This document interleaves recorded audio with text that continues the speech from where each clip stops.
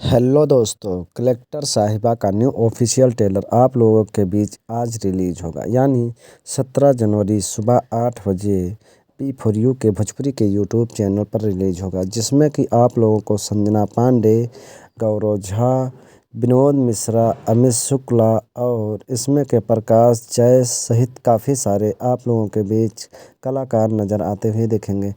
New Bhojpuri official trailer collector साहिबा का trailer release हो रहा है 17 जनवरी सुबह 8 बजे सिर्फ और सिर्फ P4U के यूट्यूब चैनल पर, जिसमें के संजना पांडे, गौरव झा और काफ़ी सारे संतोष श्रीवास्तव और विनोद मिश्रा और इसमें के काफ़ी सारे आप लोगों को कलाकार नज़र आते हुए देखेंगे। ये ऑफिशियल ट्रेलर बहुत प्यारा और बहुत ही अच्छी तरीके से बनाया गया। परिवार के सभी सदस्य मिलकर एक साथ बैठकर देख सकते हैं। निर्माता संदीप सिंह रामा प्रसाद, निर्देशक इत्याक्षेखर बंटी हैं और संदीप सिंह के साथ साथ लेखक अरविंद तिवारी और संगीत ओम झा हैं। वहीं आप लोगों के बीच ये ऑफिशियल ट्रेलर 17 जनवरी